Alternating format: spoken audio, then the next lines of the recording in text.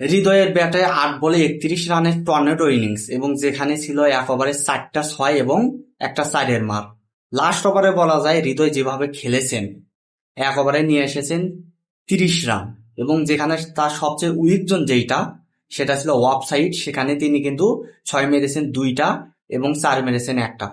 অসাধারণ একটা ইনিংস খেলে তাহিদ হৃদয়, যেখানে তাহিদ হৃদয়কে আজকে নামানো হচ্ছিল না। 6 নম্বরে কিন্তু তাকে নামানো হয়েছিল, তখন ছিল মাত্র 2 ওভার, যেখানে ইব্রাহিম জাদরানের 100 করার মতো একটা পজিশনে তিনি ছিলেন।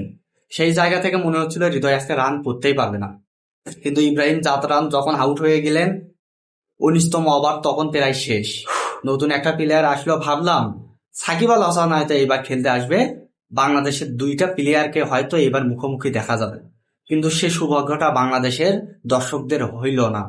শেষে কি হলো, হৃদয় আবার যখন 20তম ওভারে ব্যাটিং পায়, প্রথম বলই 6 মারে। কে ভেবেছিল পরে আবার 6 হবে? সেটা তো হলো টানা একটানা 3টা 6। যেভাবে তিনি আজকে ব্যাটিং করেছেন, একটানা 3টা 6 মেরেছেন। তারপরের বল যদি আমি বলি, সেখানে একটা উইকেট যাওয়ার সম্ভাবনা হয়েছিল কিন্তু উইকেট যায়নি। তারপর বলে আবার একটা 6 এবং এই যে 6গুলো মেরেছে তিনি লাস্ট বলে 4 মারার মাধ্যমে খেলাটা শেষ করেছেন। যেখানে শেষ করা পর্যন্ত তার রান ছিল 8 বলে 31 এবং সেই সাথে হৃদয়ের যে 6গুলো ছিল অফসাইডে ছিল 2টা এবং একটা 4 ছিল অফসাইডে লাস্ট বলে। সেই সাথে স্টেটে তিনি ভালো খেলে থাকেন এবং লেগে তার সবচেয়ে স্ট্রং জোন লেগ, সেটাতে কিন্তু তিনি প্রথম 6টা মেরেছিলেন এবং স্টেটে মেরেছিলেন। সব মিলে আজকে তাহিদ হৃদয় 360 ডিগ্রি অ্যাঙ্গেলে যেভাবে ব্যাট ঘুরিয়েছেন, এই হৃদয়ের কাছ থেকে কিন্তু এমন দেখা যায় না।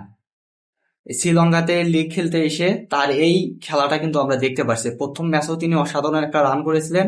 আজকে যেভাবে তিনি 350+ স্ট্রাইক রেটে ব্যাটিং করেছেন, তা অসাধারণ একটা ব্যাপার। কিন্তু আজকে তার এই খেলা কিন্তু প্রত্যেকটা দর্শকের মনে ধরে আছে, কারণ তিনি যেভাবে 6গুলো মেরেছেন, বিশেষ করে অফ সাইডে, যেটা তার কাছ থেকে কিন্তু সচরাচর আমরা দেখতে পাই না।